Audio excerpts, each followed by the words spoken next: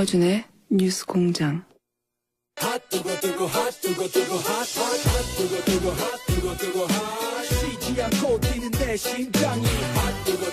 자, 핫핫해. 바른정당 하태경 최고위원 나오셨습니다. 예, 하태경입니다. 반갑습니다.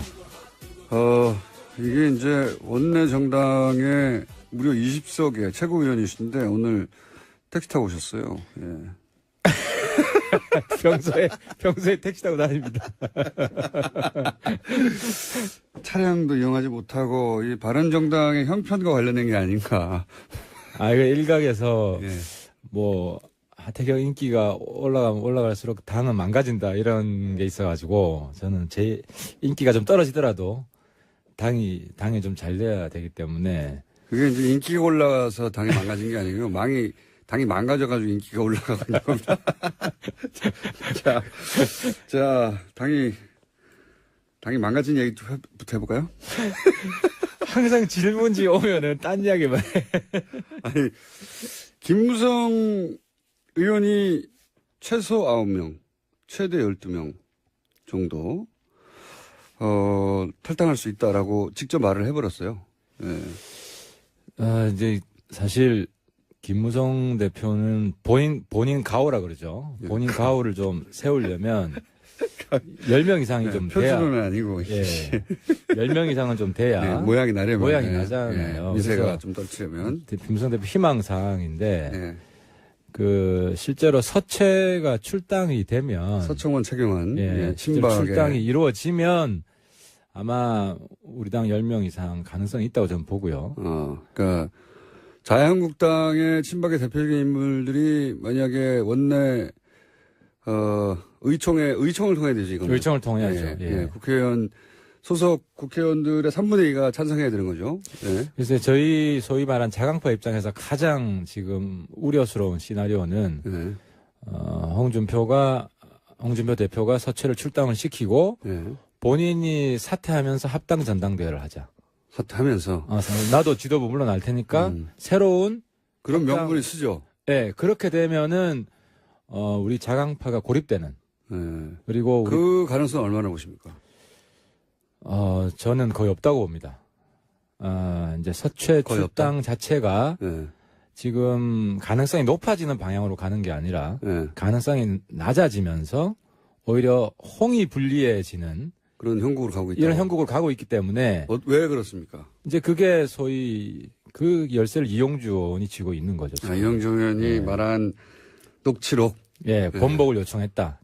진술 번복을 요청해서 재판 결과가 바뀌었다. 이게 이제 사실인 것으로 되면 대표직을 물러나야 될 겁니다. 근데 이게 참 애매한 것이요. 원래 공방은 홍준표 대표하고 서청원 의원 사이에 있었던 1심이 시작되기 이전에 홍준표 대표가 서청원 의원한테 전화해서 돈 전달해 준 사람, 서청원 의원 당신 사람 아니냐, 왜 당신들 문제를 나한테 그러냐라고 항의했다고 하고. 그렇죠. 예, 서청원 의원은 그게 아니라 홍준표 대표가 전화해가지고 자신한테 일종의 청탁을 했다고. 그렇죠. 주장했는데 이게 다 1심 전이에요. 근데 이용주 의원이 갑자기 나타나가지고 이용주 의원은 자신이 알고 있는 바로는 그게 아니라 1심이 끝난 후에 2심 재판의 증인이 진술을 번복해달라고 회유하였다. 그렇죠. 다른 얘기를 했어요. 다른 이야기를. 이용주 의원의 주장이 맞으면 홍준표 대표가 위험해지는 거고요. 상당히 위험해지죠. 그럼 그렇죠. 그래서 이제 당의 의원들도 이 동향이 어떻게 되는지 지금 보고 있는 거 아닙니까? 근데 홍준표 대표가 저 대표직 계속 못한다. 이런 판단이 들면 홍준표 대표 줄 서 있던 사람들이 슬그머니 조금씩 빠지겠죠. 그렇겠죠. 자기 정치적 미래를 보장 못하니까. 그렇게 되면 그 서채 출당은 더욱더 힘들어지는 것이고, 근데 이제 키는 이용주 의원 확실히 바른정당을 좋아하는 것 같아요. 왜냐하면 이용주 의원의 그 발언이 사실상 바른정당을 구했거든요. 1차 구했습니다. 1차적으로 구했습니다. 근데 이제 좀 걱정되는 거는 이용주 의원 그 발언을 자세히 보면 내가 그 자료를 가지고 있다라고 한 게 아니라 객관적 자료를 내가 가지고 있다가 아니라 당이 가지고 있다고 그래요. 있다고 한다. 그러니까 이제 본인이 공개할 수 있는 거냐. 본인이 가지고 있으면 공개할 수 있는 건데 다른 사람이 가지고 있는 거면 그래서 이용주 의원이 이제 이게 첫 번째 시나리오. 홍준표 대표 서청원 의원 사이에 있었던 통화의 녹취록을 이용주 의원은 자신은 그렇게 해석했다. 똑같은 녹취록을 해석했다의 시나리오 하나하고. 이용주 의원이 잘못 해석했을 수도 있다. 예, 그런 시나리오 하나하고. 이용주 의원이 잘못 해석했다면 이용주 의원은 굉장히 큰 정치적 타격을 받고 예. 실제로 명예훼손 고소되겠죠. 예, 홍준표 대표가 그게 고소가 안 되겠구나. 국감장에서 했구나. 그거는 면책특권이 있겠네요. 있는데 근데 이용주 의원 나이가 별로 안 됩니다. 그 정도까지. 아니, 본인은 그렇게 이해했다. 그렇죠. 그 말들을 듣고 이런 주장이 나올 수 있는 시나리오 하나가 있고, 그게 아니라 두 번째 녹취 파일이 따로 있을 수도 있고, 둘 중에 하나가 아니겠는가. 두 번 있을 수도 있죠. 두 번째. 서로 다른 녹취 파일이 있을 수 왜냐하면 있죠. 주장이 전혀 다른 주장이니까요. 이게 지금 이용주 의원이 언급한 녹취록의 존재가 이 사태를 어떻게 결론 나게 하느냐의 중요한 변수입니다. 그죠? 그렇죠. 결정적인 변수고, 근데 이제 국민의당에서 보면 또 박모 최고위원이 있더라고요. 그 국회의원 아닌. 있는데 그분도 공개적으로, 홍준표 대표의 약점을 우리가 가지고 있다. 하고 추가 발언을 했어요. 최고위에서. 구체적인 내용은 아니지만. 그래서 시사하는 내용을 발언을 했기 때문에. 근데 아무튼 국민의당 내부에서도 그것을 공개하는 것이 국민의당한테 유리하냐, 불리하냐 논쟁이 있을 것 같아요. 왜냐하면 국민의당 내에서도 반 안철수 대표파가 있잖아요. 거기서는 빨리 바른정당에서 10명 이상의 한국당으로 가줘야 안철수 대표가 바른정당이랑 합당해서 소위 말하는 반 안철수 대표파를 고립시키는 것을 막는다라는 생각을 가지고 있기 때문에 그래서 그 내부에서도 이 공개 여부를 가지고 치열한 싸움이 있을 것 같고 누가 가지고 있냐 그 자료를 거기에 따라 달라질 것 같은데 근데 저는 어쨌든 의심가는 사람이 있습니다. 근데 어쨌든 이용주 의원이 힘내야 됩니다. 우리. 자, 그럼 변수 1 이용주 의원의 녹취록. 변수 2 그러면 자유한국당 내 변수로 소위 이제 초재선 의원들이 둘 다 물러가라. 그러니까 서청원, 최경환 탈당하고 자진 탈당 혹은 뭐 출당이라는 표현을 안 하는 거 보니 출당이라는 절차를 통해서는 어렵다고 생각하나 봐요. 아직은. 그러니까 자유한국당 내 의원 구성으로 따지자면 여전히 친박세가 절반, 최소한 절반 혹은 그 이상이 되니까 여전히 자신을 친박이라고 생각하는지는 모르겠으나 어쨌든 국회의원이 되는 과정에서 친박계 도움을 얻은 분들이 절반 이상 되니까 그 출당은 어렵지 않겠냐 생각해서 그러면 스스로 나가고 동시에 홍준표 대표도 스스로 사퇴하여 양쪽 모두 이렇게 물러나라 이런 주장이 있잖아요. 그런 주장이 강해질 겁니다. 특히 이제 같은 친박이라도 도움을 받은 정도가 굉장히 크다. 그게 아니고 그냥 뭐 일반적으로 그때 공천이 됐다. 이 강도가 다르거든요. 그래서 실제로 친박 내에서도 서체는 이제 좀 끝난 거 아니냐. 마음속으로는 그런 분들이 많아요. 과거의 문제 많은데 이제 두려운 거죠. 계속 힘을 쓸까봐. 그럼 그 다음 공천 때도 저분들이 힘을 쓸 수도 있으니까 이제 가만히 있는 건데 만약에 홍까지도 지금 위험하다라는 판단을 하고 있는 사람들이 있거든요. 이제 그러면은 다음 이제 차기를 노리는 사람이 생길 거 아닙니까? 그럼 이제 세력화를 지금부터 정우택 원내대표 노리는 거던데. 그러니까 지금 저희들 내부에서도 새로운 지금 주장이 나오는 게 한국당의 비박 비홍. 새로운 세력 지금 조짐이 있다. 그러면 그 세력과 우리가 연대해서 정치권 빅뱅을 한번 시도해보자. 해쳐모여. 오히려? 해쳐모여. 그러니까 홍준표 대표 혹은 친박으로 상징되는 친박 혹은 극우 이쪽 빼고 나머지 좀 깔끔한 새로운 사람들하고 합리적인 사람들. 그렇죠. 사람들하고 지금 바른정당의 자강파까지도 포함하여 전혀 새로운 그림을 그릴 수 있지 않냐. 그렇죠. 그러니까 좀 지금은 가지 말고 좀 자제해라. 그게 제가 어젯밤 몇 분들과 이제 이야기를 나눈 건데 네. 그런 흐름이 있으니까 네. 이번 주에 한번 보자. 보자. 그런 새로운 흐름이 나오면은 전혀 새로운 판이 된다. 근데 김무성 전 대표, 지금 김무성 의원은 이런 것과 무관하게 가겠다는 거 아닙니까, 현재? 스코어? 이제 김무성 대표는 제가 본 정치인 중에 가장 융통성이 있습니다. 네. 예, 융통성이 있습니다. 그래서 융통성이 있어서 그게 이제 나쁜 쪽으로 하면 48시간. 48시간 내에 또 항상 바꾸는 거 아닙니까? 이제 그런 게 있기 때문에 네. 아마 내일 의총에서 우리가 내일 의총에서 크게 싸움은 안 할 것 같고 네. 허심탄회하게 개개인의 미래에 대해서 생각을 해보자. 그러니까 당장 저는 김무성 대표가 거기 복당한다 그러면은 많은 사람들이 들고 일어납니다. 받지 말라고. 실제로 한국당 지지자 중에 이제 저 사람은 받으면 안 된다라고 하는 몇 분이 있다고 그랬잖아요. 김무성 대표도 그 한 분 중에 한 분. 그렇죠. 김무성 친박이 싫어하는. 하태경보다 김무성 대표는 더 받으면 안 된다고 그쪽 지지자들이 네. 생각을 하기 때문에 또 누가 있습니까, 김무성 대표 말고? 말고도 좀 있죠. 예를 들어서 내가 이름은 거명 못하지만 탄핵에 굉장히 앞장선 사람. 황영철 의원이요. 그리고 가장 탈당할 때 선도적으로 한 사람들 이런 사람들은 남경필 의원이요. 남경필 뭐 선생. 남이사도 들어가죠. 그러니까 그 안에서 반발이 심한 사람들이 있고 네.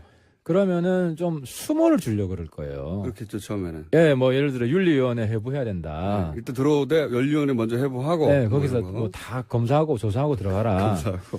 그러니까 이런 흐름이 있기 때문에 그래서 그분들도 그래서 김무성 대표는 한 120석 채워줘야. 네.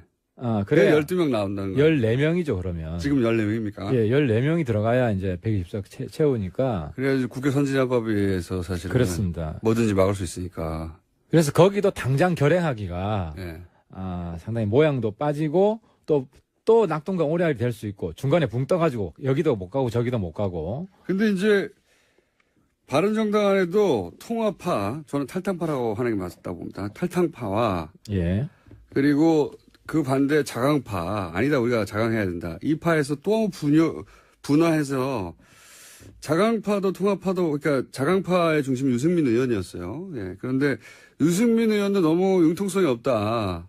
그리고 지금 당장 가려고 하는 김무성 의원 쪽도 지금 너무 조급하다. 그러니 말씀하신 대로 좀 보자, 두고 보고 그렇죠. 더 큰 예. 판을 그리자고 하는 이야기를 하는 분으로 남경필 도지사하고 원희룡 제주지사하고 두 분이 이제 거론되고 있어요. 또 새로운 흐름이에요. 또 여기는 바른정당에. 그러니까 이제 좀 전에 말한 해처모요. 그러니까 이게 다 본질은 뭐냐면 지지율을 올려가지고 어떻게 지방선거 선전할 거냐 이거거든요. 네. 근데 이제 그런 확신만 들면 네. 지금 탈당하려는 분들도 마음이 바뀔 수가 있는 거예요. 결국은 다 네. 자기 잘 되자고 하는 거니까. 그래서 이제 원지사는 사실 지금 제주도에서 이제 뺑뺑이 돌고 있고 열심히 이제 지역 닦고 있는 것이고. 정말 우리 구의원처럼 열심히 지금 다닌다고 합니다. 제가 얼마 전에 만났는데요. 네. 근데 이제 남지사는 큰 전국의 흐름에 영향을 받을 수밖에 없잖아요. 3당이냐, 기호가 뭐 네. 3번이냐, 2번이냐. 강력한 지금 라이벌도 있고 지금. 그렇죠. 네. 그래서 관심이 많은데 남지사 입장에서는 가장 모양 나게 네. 명분 있게 어떤 정계 개편이 이루어져야 본인한테 유리하기 때문에 남지사가 지금 탈당파들을 계속 명분 없이 가면 다 죽는다. 설득을 하고 있고. 그래서 그렇지만 유승민 대표가 지금 절대 무조건 안 된다고 하는 것도 마음에 안 들고 지금 그죠? 남지사 입장에서는 그렇죠. 네, 남지사 입장에서는. 근데 유승민 대표는 뭐 한결같이 명분 없는 건 안 한다. 네. 본인은 뭐 본인의 성격으로는 혼자 남더라도 계속 지방선까지 가겠다. 혹은 뭐 그 이후까지 계속 혼자 하겠다. 이런 정도인 것 같아요. 강도가. 명분이 제일 중요하죠. 유 대표 입장에서는. 근데 거꾸로 유승민 대표가 이런 식으로 해서 혼자 남지는 않겠죠. 예. 하태경 최고위원 옆에 있겠죠. 두 사람, 세 사람 남아도 그렇게 남아서 뭐랄까요. 혼자 외롭게 싸우는 게 본인한테는 장기적으로 좋을 수 있습니다. 노무현 대통령이 한번 보여줬잖아요. 예. 그 노무현 대통령은, 지역 감정을 소위 없애야 된다고 하는 커다란 계속 명분. 도전을 했었죠. 예, 커다란 명분이 있는데 유승민 의원도 이제 누구나 쉽게 와닿을 수 있는 커다란 명분을 이제 앞에 내세워야 되는데 아직은 잘 안 보입니다. 뚜렷하지 않죠. 그게 숙제입니다. 이제 개혁 보수인데, 보수 혁신인데, 이걸 얼마나 이제 노무현 대통령 같은 경우는 부산에서 계속 도전했었잖아요. 네, 그래서 저는 사실 유승민 대표가 지방선거에 자기 한번 던질 수 있다. 네. 이야기를 전 해야 된다고 봅니다. 당이 필요를 하면. 자, 바른정당도 이렇게 크게는 세 갈래의 흐름이 있고요. 그 다음에 자유한국당도 서청원 나가라 파와, 아니다, 서청원 홍준표 둘 다 나가라 파와, 그렇죠. 이렇게 갈려져 있고, 홍준표 대표가 자진 사퇴한다는 것은 제가 아는 홍준표 대표로는 상상할 수 없는. 그거는 없을 겁니다. 상상할 수 없는 일입니다. 그래서 동반 사퇴는 제가 보기에는 주장은 할 수 있으나 홍준표 대표가 동반 사퇴는 스스로 할 성격이 아니다. 그건 이용주 의원에 달려있다고 보는 거죠. 그런데 이거는 또 이용주 의원에 달려있는, 이렇게 서로 물고 물리는. 물고 물리고 있습니다. 네. 그래서 홍준표 대표하고 친박자장이 동시에 후퇴하는 일은 그 가능성은 이용주 의원에 달려있고, 만약에 이용주 의원이 별 게 없으면 친박자장들을 몰아내는 일은 의총에서는 불가능할 것 같고. 근데 홍준표 대표가 좀 너무 말을 오버하잖아요. 뭐 더럽게 정치를 했고 뭐 이런 과격한 표현이 나오는 거는 자기가 문제가 없으면 여유 있게 대응합니다. 사람이 기본적으로. 근데 굉장히 험한 말, 센 말 한다는 거는 뭔가 좀 안정되지 않은 거예요. 그래서 저는 홍 대표가 이기는 게임 아니다 이거. 그랬으면 좋겠죠.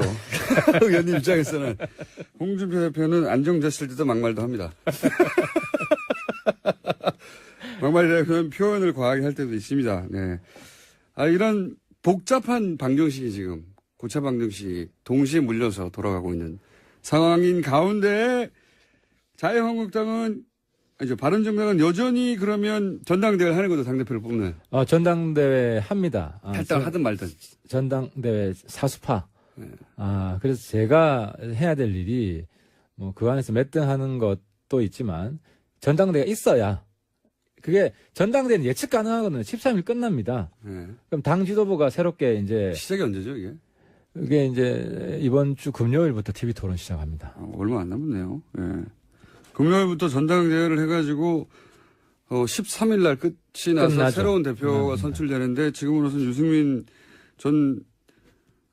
후보가 가장 가능성이 높고 현재 2위는 하태경 또 2위에서 2위 나갈 필요 없잖아요. 그러면 네, 그냥 달라고 하세요. 전당대회가 이루어지면 이제 격차지 격차. 어느 정도 격차나는 것인가. 그런데 이 전당대회는 설사 탈당파 김무성 의원 플러스 최대 심의명이라고 하는 그 탈당파가 전당대회가 시작되고 나서 탈당하더라도 하는 거죠. 전당대회 전에 지금 움직이려고 하는데요. 김무성 대표가. 근데 명분이 박근혜 출당밖에 안 되는데 그러면 두 자리 절대로 안 됩니다. 박근혜 출당만 되면. 출당이라는 변수도 하나 있군요. 네, 박근혜 출당되고 이제 나가면 한 자리 숫자인데 김무성 대표가 그렇게 초라하게 결행을 할 것인가. 이게 참 김무성 대표의 복귀는 불과 시계를 1년도 안 됩니다. 한 10개월 정도만 돌려보면 김무성 대표가 잘 나가지 않으려고 하는 유승민 대표를 끌고 나온 사람, 장본인 아닙니까? 그래서 김무성의 정치가 제가 볼 때 계속 작아지는 정치를 하고 있다. 김무성 대표가 유승민 대표는 마지막까지 남아 있는데 자꾸 나가자고 해서 끌고 나왔잖아요. 그래놓고 나와서 그럼 계속 하자고 그러는데 이제 자기 혼자 돌아가겠다는 거 아닙니까? 이거 초라한 건데 사실. 그래서 김무성의 시대가 이미 끝났는데 본인만 모르고 있는 거 아니냐 하는 이야기들이 주변에서 많이 나오는 거죠. 엄청 많이 나옵니까? 조금 나옵니까? 많이 나오죠 지금. 네. 그런데 어쨌든 돌아가는 길에 간판으로 내세울 분은 이제 이분밖에 없으니 이분은 근데 목적이 뭘까요? 이렇게 돌아가서 어떻게 하려는 거예요 본인이? 국회의원 한 번 더 하는 건 어렵지 않잖아요 본인 입장에서는. 그래서 본인 입으로는 자기가 이제 뭐 역사에 죄를 짓지 않기 위해서 보수 통합을 해야 된다. 죄를 짓지 않기. 뭐 이런 말씀 하시는데 네. 뭐 공감하시는 분이 별로 없죠. 지금 보수가 지금 바뀌는 게 제일 중요한데 보수 혁신에 대해서는 뭐 아무 노력도 안 하고 있지 않습니까? 몇 명이 가더라도 만약에 한 명이라도 가면 원내 교섭단체가 무너지지 않습니까? 그래서 지금 저희들이 정당 보조금도 이제 정의당 분들 불러가지고 네. 교섭단체 하지 않고 정당이 살아가는 법에 대해서 춥고 배고프지만 지지율 올리는. 노하우의 대수. 아, 저도 이제 노회찬 선배처럼 신문지 깔고 한번 눕고. 어떻게 하면 가성비 최고로 활동할 수 있는가. 예. 과거에 민노당 보면 교섭단체 아님에도 불구하고 이슈를 많이 주도를 했거든요. 그렇죠. 예, 그런 과거 이제 저희 다시 저는 우파 운동권으로 저는 돌아가야 된다고 생각을 합니다. 예. 여당의 부자 정당에 있다가 이제 원내 교섭단체도 정당 보조금도 줄어들고 택시 계속 타셔야 되겠는데 아르바이트 좀 하셔야 될 것 같고. 자, 이것이 제가 보기에는 한 달 이내 모두 다 결정될 일입니다. 그죠? 11월 달 내에 결론이 날 겁니다. 그렇죠. 11월 나에 한 달 내에 오늘 10월 마지막 날이니까 예. 한 달 내에 결정 날 것이고, 예. 그러면 이제 바른정당의 원내 교섭단체도 무너지고 이렇게 하면은 저희도 고정을 격주로 한 분으로 딱히 크게 들을 내용이 없을 것 같아가지고 이제는 야성 우파로 다시 태어나는 저는 꼭 필요하다고 생각합니다. 이 과정이. 이렇게 쫄딱 망해봐야 보수가 정신 차리지. 아니, 돌아간 분들은 여전히 최대 정당의 소속 의원이 되고 남아있는 분들이 쫄딱 망하는 거죠. 이렇게 되면. 아니, 근데 돌아가는 분들이 100% 저는 다 돌아갈 수 있다고 보지 않습니다. 그분들도 현실을 직시해야 된다. 금이 환영은 없다. 금이 환영은 없겠죠. 네. 네. 그리고 엄청난 수모를 당할 것이다. 네. 수모를 당했으면 좋겠다 이거 아닌가요?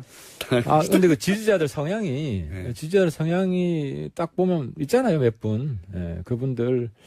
그래서 이 판단을 좀 잘 하시라. 다시 한번 촉구를 드립니다. 지난주에 나름대로 폭로였는데요. 그러니까 국민의당 경선한 당일날 손학규 전 지사가 찾아와서 안철수 대표의 뜻이라며, 이 소위 이제 통합의 간을 본 적이 있다. 정확하게 통합이란 말은 안 했지만, 그 얘기를 하셔서, 이거 처음 나온 얘기고, 나름 이 폭발성이 있다고 생각했는데, 요 내용 가지고 별로 기사는 안 났더라고요. 많이들 알고 있었던 것 같아요. 검색해보면, 네. 그날 기자들이 봤어요, 저하고. 네, 손학규 대표 그렇죠. 만나는 걸. 그래서 몇 군데서 기사를 이미 썼어요. 네. 근데 그게, 거기에 안철수 대표의 뜻이 담겨 있다는 게 이제 처음으로 나온 거 아닙니까, 지난주에? 그렇죠. 네. 처음으로 나왔죠. 근데 제가 오늘 안철수 대표 평가를 다시 하면 지난번에 좀 너무 강하게 대시해가지고 네. 오히려 좀 부작용이 있었다라고 제가 말씀드렸는데 시간 지내놓고 보면 국민의당하고 바른정당 진도를 많이 빼놨어요. 그러니까 결혼하는데 성공은 못했지만 안철수 대표의 마음이 느껴져가지고 마음이 느껴져가지고 선거 연대까지는 지금 거의 기정사실화 돼버렸어요. 아무도 반대를 안 하고 있습니다. 그래서 안철수 대표가 질러놓은 것이 새로운 좀 정치, 좀 자기 개인은 조금 망가져도 크게 정치판을 바꿔놓는 이런 새로운 초식을 배운 건지. 그게 아니고 본인이 크게 잘 내려고 그랬는데 본인은 안 되고 나머지 상황은 그렇게 흘러가는. 예. 그래서 반대가 아닌가 싶어요. 저희들 국민의당하고 바른정당은 연애 기간에 실제로 데이트 중입니다. 현재. 예, 데이트 중이고 끝은 알 수 없죠. 근데 박지원 전 대표를 비롯한 소위 이제 호남계라고 하는 중진들의 입장에서는 이거 바른정당하고는 안 돼. 라는 게 강한데 만약에 정계 개편의 회오리가 막 불어요. 실제. 그렇다고 치자고요. 안 불 수도 있지만. 그러면은 바른정당의 이제 자강파와 안철수계 정도. 그러면 지금 국민의당보다 사이즈가 더 작아지는 거죠. 물론 바른정당 줄어든 것보다는 커지겠지만 바른정당과 국민의당 중간 정도 되는 사이즈가 하나 탄생할 수도 있지 않을까. 그런 시나리오도 가능하죠. 근데 이제 어쨌든 박지원 대표께서는 자기 이제 전남지사인가요? 예, 나가시면서. 나가셔서 정치적 이제 수명을 연장하시는 게 제일 중요. 근데 이제 중도 보수 통합신당 예를 들어서 그렇게 가칭이라고 치면 그런 정당이 탄생한 게 전남도지사의 선거에 도움이 될 거라고 박지원 전 대표가 판단하지는 않겠죠. 근데 이제 박지원 대표가 필승할 수 있는 시나리오는 딱 하나잖아요. 민주당이 후보를 안 내주고 예. 민주당, 국민의당 연합 일정 후보가 예. 되는 경우인데 그거 가능하다고 보겠습니까? 근데 그게 아니면은 민주당, 국민의당 합당을 해야 되는데 예. 합당이 안철수 대표 있는 상태에서 가능할까요? 그래서 그래서 합당이라보다 당이 쪼개지겠죠. 안철수 대표 갈 일은 없고요, 절대로. 그러면 이제 박지원 대표가 이제 민주당으로 들어가야 되죠. 그럴 그러니까 경우가 있죠. 바른정당이 김무성이 되는 거죠. 예. 그러면은 그게 박수를 받을까요? 그건 모르겠는데 제가 여기서 그거는 박지원 대표도 나오시니 그때 물어보면 될 것 같은데 제가 궁금한 건 이제 바른정당이 소위 계속 남아있는 자강파가 국민의당의 안철수계하고만이라도 합치는 그림을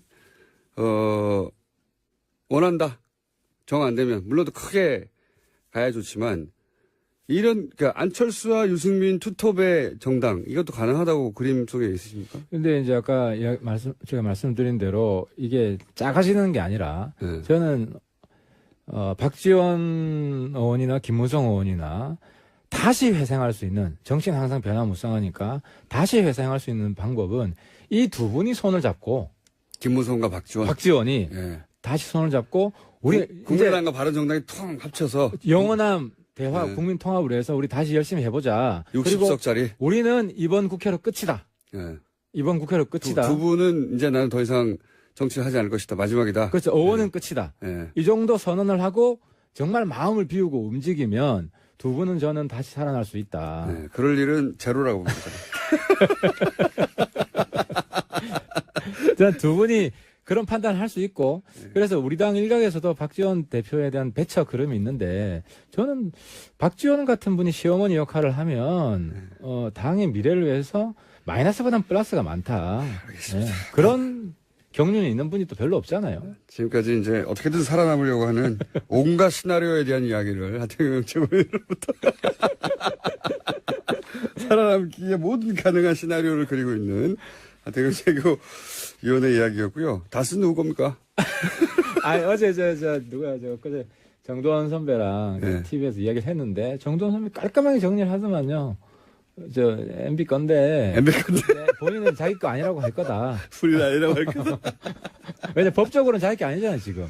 그렇죠. 그래서 근데 지금 자기 거 해야 될 이유도 없고 오히려 좀 문제가 되니까. 내 거 아니라고 선언하고 포기해버립니까?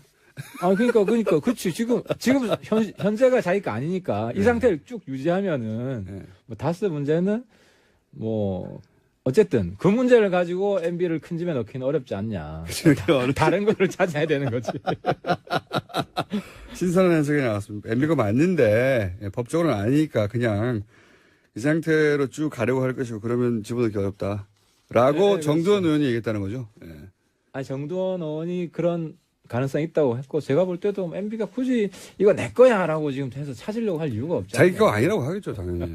계속해서. 그러니까 재산을 찾아주는 거죠. 재산을.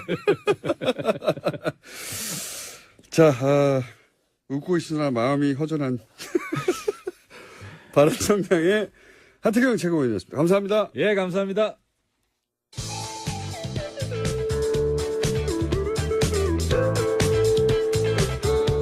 고기만 먹습니다. 시사요정 김어준입니다.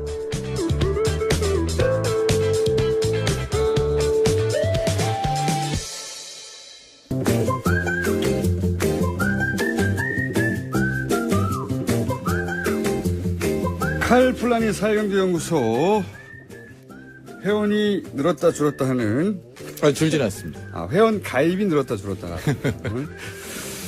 칼플라니 사회경제연구소의 정태인 소장님 나오셨습니다. 안녕하십니까? 네, 안녕하세요. 지난주에 저희가 세계적인 경제학자들을 모아서 포럼을 했다는 사실을 알고 깜짝 놀랐는데 그게 왜 놀랄 일이에요?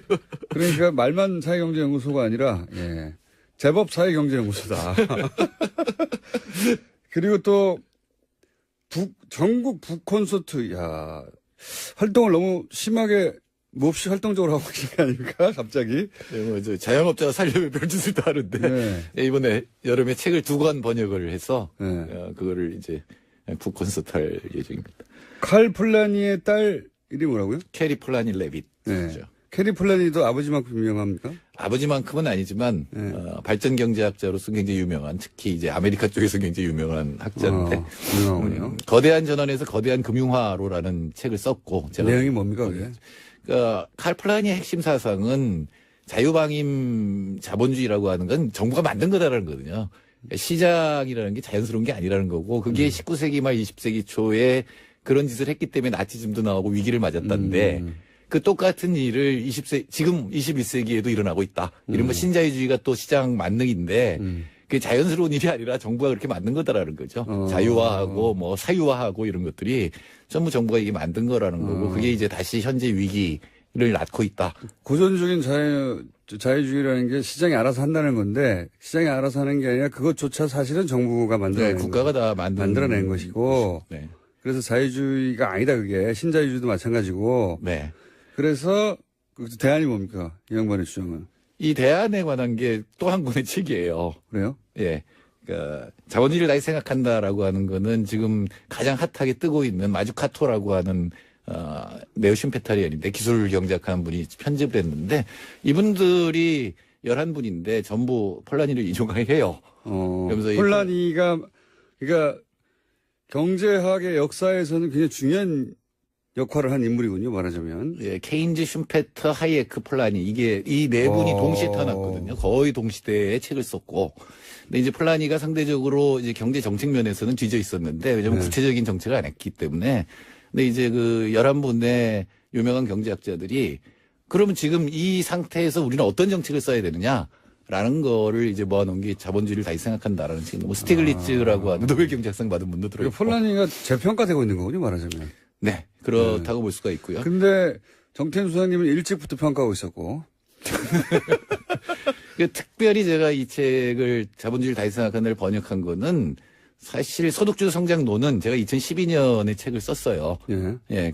근데 이제 그게 5년 뒤에 채택이 됐는데 예. 소득주도 성장론의 가장 큰 약점이 이게 수요 측면 정책이기 때문에 공급 정책이 없다는 비판을 받을 거거든요. 근데 이 자본주의를 다시 생각한다가 바로 그 공급 정책을 쓴 거예요. 혁신성장. 특히 혁신성장에 관한 책이 있기 때문에 이제 번역을 해서 소득주도 성장과 혁신성장론 양쪽이 이제 그럼 이걸 읽으면은 문재인 정부의 앞으로 정책 기조가 이런 방향으로 갈 거라고 하는 힌트를 얻을 수 있는 겁니까? 그러니까 문재인 정부의 청와대 경제수석실이나 예. 거기서 읽어야죠. 거기서 읽고. 근데 핵심은 이거예요. 그러니까 여러 가지 기술 혁신이 있지만 국가가 초점을 잡고 해야 되는 거고 지금 확실한 거는 녹색 거대한 전환이다. 그러니까 녹색으로 전체 이 경제 시스템, 사회 시스템을 바꾸는 게 지금 정부가 해야 될 일이다. 이건 시장에 녹색이라고 하는 것은 단순히 환경이 아니라 지속 가능한 생태적인 문제, 기술 혁신, 삶의 혁신 이런 것들이 지금 다시 경제 성장률도 올리면서 더 평등한 그리고 지속 가능한 그런 사회를 만들 수 있는 것이다라고 하는 게 이 책의 핵심적인 메시지입니다. 그렇군요. 유명한 사람도 같이 썼네. 노벨 경제학상? 스티글리츠. 스티글리츠. 예, 마주카토도 레온티에프 상 받은 굉장히 유명한 경제학자고. 예, 뭐 여기 나오는 분들은 다 세계적입니다. 하여튼 이 두 권의 책을 들고 그러니까 하나는 폴라니가 경제를 어떻게 바라봤나 경제 역사에 관한 거고 하나는 그러면 구체적으로 어떻게 할 것인가 뭐 이렇게 예. 그러니까 이 거대한 전환도 흔히 사고 안 읽는 책 중에 하나거든요. 두꺼워서. 네. 근데 이 거대한 전환에서 거대한 금융화를 읽으면 그 앞부분이 아버지 얘기를 쉽게 해설해주고 있어요. 딸이 계속 얘기하면서. 아니, 안 읽어도 돼요. 예. 안 읽고 북콘서트 가서 들으시면 됩니다. 예, 그럼 됩니다. 그런 다음에 읽은 척 하면 됩니다. 자, 하여튼 북콘서트를 한다고 하시길래 예, 없는 일이라 제가 한번 소개해드렸고요. 그 자세한 소식은 칼플라니 사회경제연구소 홈페이지 가서 보시고. 자, 오늘 주제가 갑자기 경제 성장률이 전년 대비 3.6%. 네. 이거 굉장히 높은 거 아닙니까? 그렇죠. 그동안 왜 이명박 갑자기 이렇게 됐죠? 박근혜 정부의 경제 성장률이 3%가 안 됐거든요. 네. 3.6%. 분기별로는 지난 2, 4분기, 그러니까 7, 8, 9월에 비해서 1.4%니까 네. 만일 이 속도를 계속 가면 5.5%가 넘는다는 얘기거든요. 아니, 왜 갑자기 문재인 정부가 출범 초기라고 뭔가 펌프질 해가지고 뭔가 숫자 만들어낸 거 아니에요? 그럴 리는 없고요. 저도 차유정부 있었는데 그럴 건 아니고 이게 어떻게 이렇게 가능하죠? 갑자기? 역시 이 반도체 수출이 핵심적인 역할을 합니다. 반도체요? 예, 수출 증가율이 6.1%예요. 그러니까 다른 때는 늘어봐야 하는 통계로는 2% 이랬었는데 지난 2분기에는 마이너스 2.9였는데 6.1%가 증가했고 그다음에 기계류 투자, 설비 투자가 늘어났고 그리고 정부 투자 이거는 이제 문재인 정부가 한 거죠. 이제 정부가 지출을 늘려서 성장률을 끌어올렸고 역시 안 되는 거는 소비입니다. 그러니까 1.4%인데 소비는 0.7%거든요. 가계빚이 많다 보니까. 예, 그러니까 소득주도 성장에 의해서 가난한 사람들, 보통 사람들의 소득이 늘어야 소비는 늘어날 수 있거든요.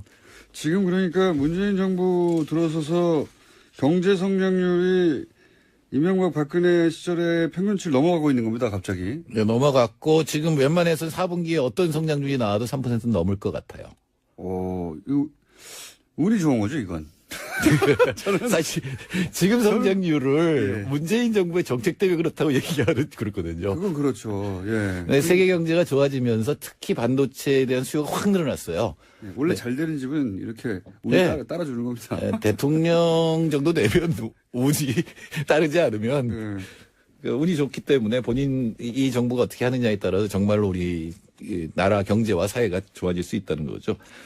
근데 이 중에 제일 중요했던 건 반도체입니다. 역시 반도체. 조금 전에 제가 들어오기 전에 TV 화면으로 나오는 걸 보니까 삼성전자의 영업이익률이 3배예요. 작년에 비해서. 이야. 그러니까 그건 뭐냐면 반도체 가격이 급상승했다는 거거든요. 예전에는 그러니까 대기업 총수 그렇죠. 구속시키면 안 된다는 이유 중에 하나가 큰일 난다고 망한다고 그랬는데 지금 감옥에 들어가지 얼마나 지났는데 예. 계속 잘 되고 있어요. 삼성전자가. 삼성전자 지금 부회장이 지금 감옥에 들어가 있는데 이렇게 삼성전자 잘 됩니까? 인과관계는 없습니다만 여하튼 총수가 들어가면 망한다는 명제는 틀렸다는 게 이제는 지금 그걸 주장 못하게 생겼어요. 근데 반도체라고 하는 게 얼마나 집적도를 높이느냐인데 초기에 가격이 신제품이 나왔을 때 가격이 확 올라가거든요. 네. 그다음에 급속하게 떨어져요. 그렇죠, 보통은. 다른 데도 비슷한 걸 만들어내기 때문에 네. 그래서 반도체 주기를 보통 2년 모어의 법칙이라는 게 있어요. 네. 그걸 갖다 황의 법칙이라는 거 바꿔서 1년이다 이렇게 삼성이 그렇게 했었죠. 대체로 1년 6개월에서 2년 사이 반도체 주기가 오는데 초기 1년 동안은 가격이 확 올라가고 그걸 맨 처음에 하는 데는 엄청 돈을 버는 건데 그게 삼성하고 하이닉스예요. 네. 현재로서는 D램 메모리 반도체에서는 세계 1, 2입니다. 근데 이제 이게 지금 1년 가까이 됐거든요. 네. 그러니까 이제는 이 반도체 경기라고 하는 건 서서히 줄어들 것이다. 이렇게 봐야 되기 때문에 이게 계속 유지될 것이다. 이렇게 그건 볼 아니고. 수는 없다는 거죠. 그렇다고 하더라도 문재인 정부 입장에서는 무척 반갑겠네요. 그럼요. 이 자체 수치가 결국은 나중에 가면 수치로 그 한 해 혹은 뭐 그 시기에 성과를 표시할 수밖에 그러니까 가장 없는데. 다행인 것은 모든 정부가 이 성장률이 안 나오면 네. 재벌한테 매달리거나 건설 경기를 일으키려고 그렇죠. 해요. 숫자가 안 나오니까. 예, 짧게 이 성장률을 올릴 수 있는 거. 근데 어느 정도 이게 여유가 있으니까 지금 가계부채 대책 같은 것들이 사실은 경기에는 나쁜 영향을 미치거든요. 그거를 확실하게 밀고 나갈 수 있는 그러니까 개혁의 조건이 이루어졌다 이렇게 볼 수 아하. 있겠죠. 그러니까 수치가 어느 정도 나와주다 보니까 그렇게 생각할 수 있군요. 그러니까 수치가 이 정도 나와주니까 정부 정책을 자신 있게 추진할 수 있는 배경이 된다 이게. 그렇죠. 숫자가. 네. 건설 경기 일으킬 필요 없고요. 또 하나 또 운이 좋은 건 사드도 풀릴 것 같아요. 그런 조짐이 있죠? 예, 예.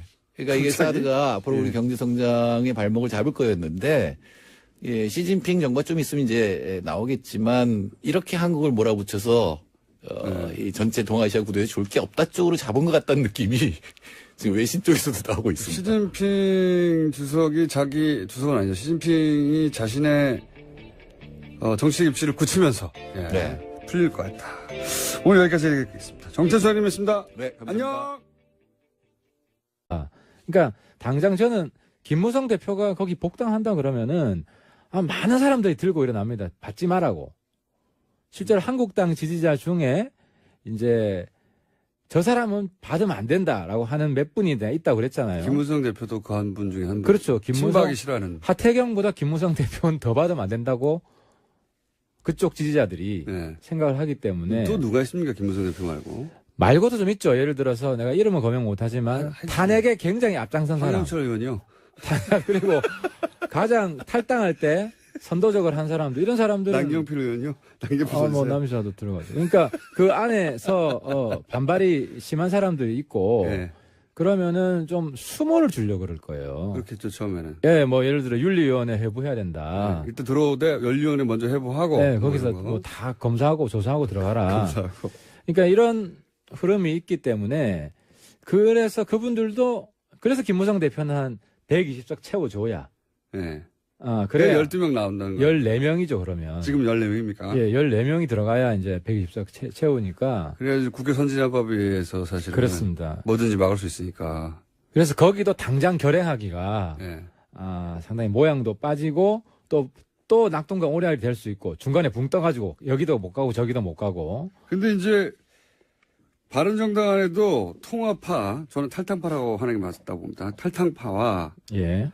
그리고 그 반대 자강파, 아니다 우리가 자강해야 된다. 이 파에서 또 분화해서 자강파도 통합파도 그러니까 자강파의 중심은 유승민 의원이었어요. 예. 그런데 유승민 의원도 너무 융통성이 없다.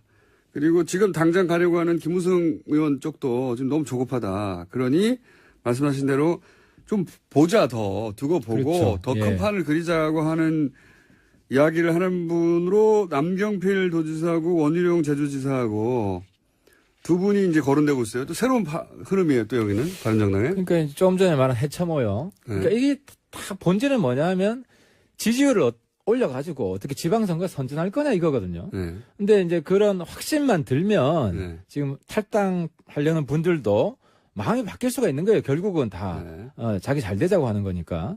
그래서 이제 남지사, 원지사는 사실 지금 제주도에서 이제 뺑뺑이 돌고 있고 열심히 이제 지역 닦고 있는 것이고. 정말 우리 구의원처럼 열심히 지금 다닌다고 합니다. 제가 얼마 전에 만났는데요. 네. 근데 이제 남지사는 큰 전국 절차를 통해서는 어렵다고 생각하나 봐요. 아직은. 예. 그러니까 자유한국당 내 의원 구성으로 따지자면 여전히 친박세가 절반, 예, 최소한 절반 혹은 그 이상이 되니까 여전히 자신을 친박이라고 생각하는지는 모르겠으나 어쨌든 국회의원이 되는 과정에서 친박계 도움을 얻은 분들이 절반 이상 되니까 그 출당은 어렵지 않겠냐 생각해서 그러면 스스로 나가고 동시에 홍준표 대표도 스스로 사퇴하여 양쪽 모두 이렇게 물러나라 이런 주장이 있잖아요. 그런 주장이 강해질 겁니다. 특히 이제 같은 친박이라도 도움을 받은 정도가 굉장히 크다. 예. 그게 아니고 그냥 뭐 일반적으로 예. 그때 공천이 됐다. 예. 이 강도가 다르거든요. 예.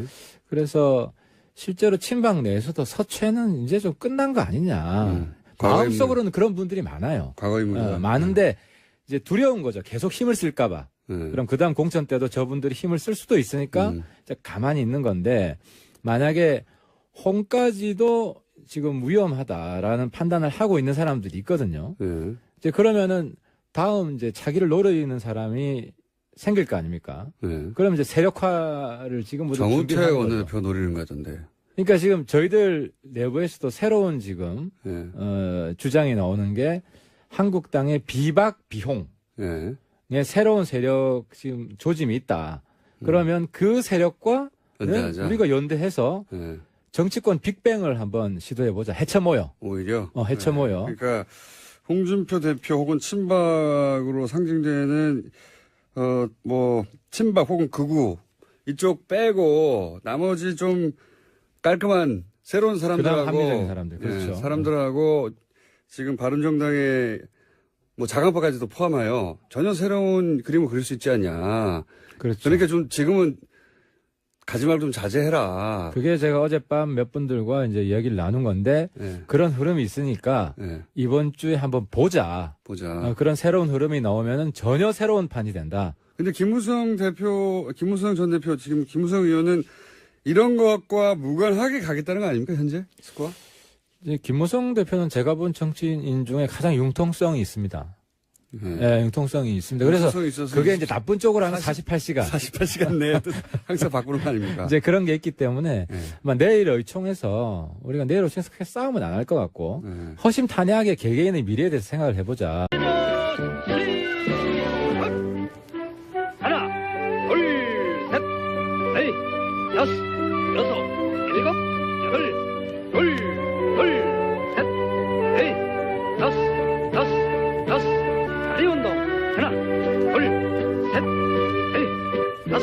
다섯, 일곱, 열, 둘, 셋, 넷, 다섯. 운동. 김어준의 뉴스 공장.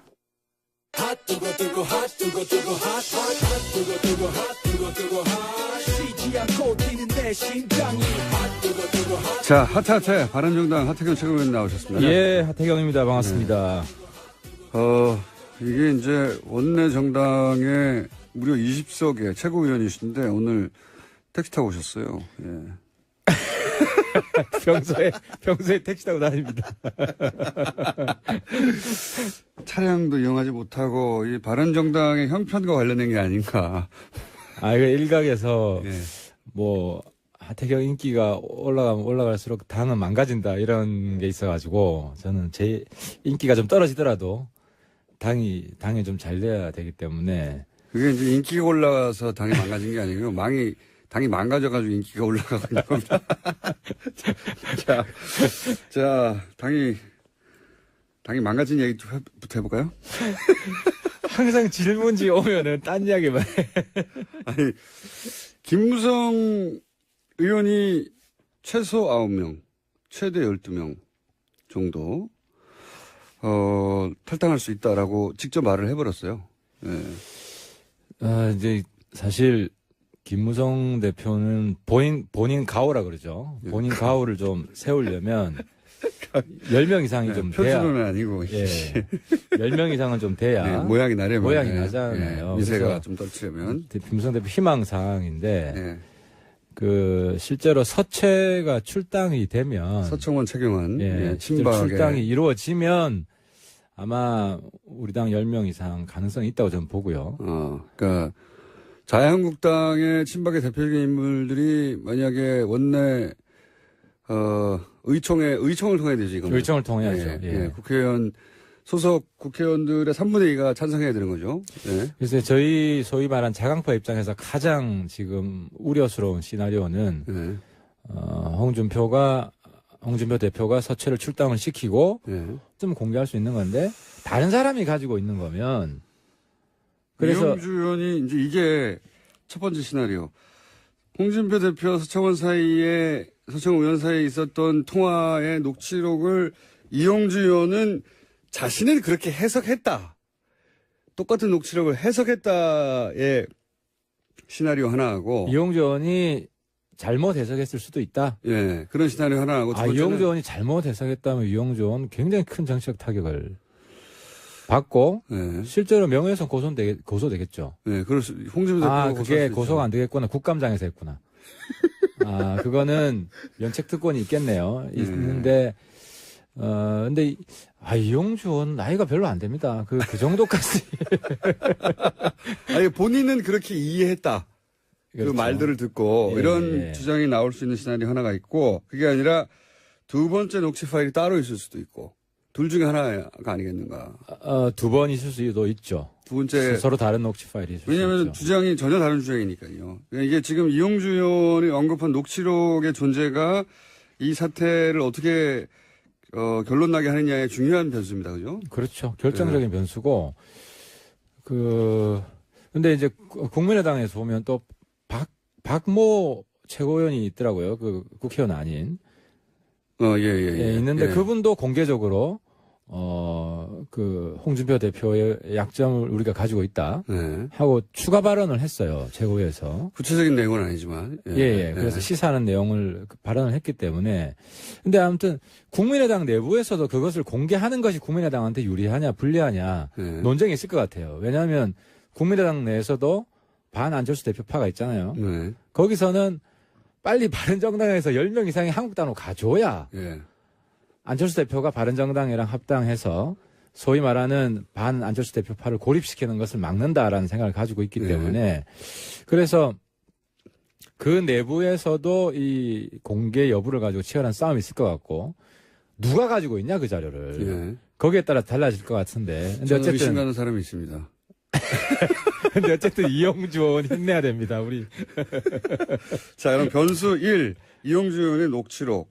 변수 2 그러면 자유한국당 내 변수로 소위 이제 초재선 의원들이 둘 다 물러가라. 그러니까 서청원, 최경환 탈당하고 자진 탈당 혹은 뭐 출당이라는 표현을 안 하는 거 보니 출당이라는 본인이 사퇴하면서 합당 전당대회를 하자. 사퇴하면서 나도 지도부 물러날 테니까 새로운 그런 합당- 명분을 쓰죠. 네, 그렇게 되면은 우리 자강파가 고립되는 네. 그리고 우리 그 가능성 얼마나 보십니까? 저는 거의 없다고 봅니다. 이제 서최 거의 출당 자체가 네.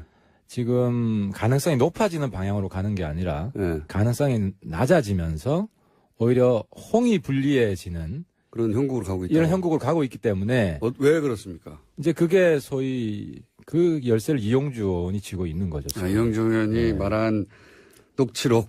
예, 번복을 요청했다. 네. 진술 번복을 요청해서 재판 결과가 바뀌었다. 이게 이제 사실인 것으로 되면 네. 대표직을 물러나야 될 겁니다. 근데 이게 참 애매한 것이요. 원래 공방은 홍준표 대표하고 서청원 의원 사이에 있었던 1심이 시작되기 이전에 홍준표 대표가 서청원 의원한테 전화해서 돈 전달해 준 사람, 서청원 의원 당신 사람 아니냐, 왜 당신들 문제를 나한테 그러냐라고 항의했다고 하고, 그렇죠. 예, 서청원 의원은 그게 아니라 홍준표 대표가 전화해가지고 자신한테 일종의 청탁을 했다고 그렇죠. 주장했는데 이게 다 1심 전이에요. 근데 이용주 의원이 갑자기 나타나가지고 이용주 의원은 자신이 알고 있는 바로는 그게 아니라 1심이 끝난 후에 2심 재판의 증인이 진술을 번복해달라고 회유하였다. 그렇죠. 다른 얘기를 했어요, 다른 얘기를. 다른 이야기를. 이용주 했죠. 의원의 주장이 맞으면 홍준표 대표가 위험해지는 거고요. 상당히 위험해지죠. 그럼 그렇죠. 뭐, 예. 네. 그래서 이제 당의 의원들도 이 동향이 어떻게 되는지 지금 보고 있는 거 아닙니까? 근데 홍준표 대표가 저 대표직 계속 못한다. 이런 판단이 들면 홍준표 대표 줄 서 있던 사람들이 슬그머니 조금씩 빠지겠죠. 그렇겠죠. 자기 정치적 미래를 보장 못하니까. 그렇게 되면 그 서최 출당은 더욱더 힘들어지는 것이고, 근데 이제 키는 그래 이용주 의원 확실히 바른정당을 좋아하는 것 같아요. 왜냐하면 이용주 의원의 그 발언이 사실상 바른정당을 구했거든요. 1차 구했습니다. 1차적으로 구했습니다. 네. 근데 이제 좀 걱정되는 거는 이용주 의원 그 발언을 자세히 보면 내가 그 자료를 가지고 있다라고 한 게 아니라 네. 객관적 자료를 내가 가지고 있다가 아니라 있다고 당이 한다. 가지고 있다고 그래요. 있다고 한다. 예. 그러니까 이제 본인이 공개할 수 있는 거냐. 본인이 가지고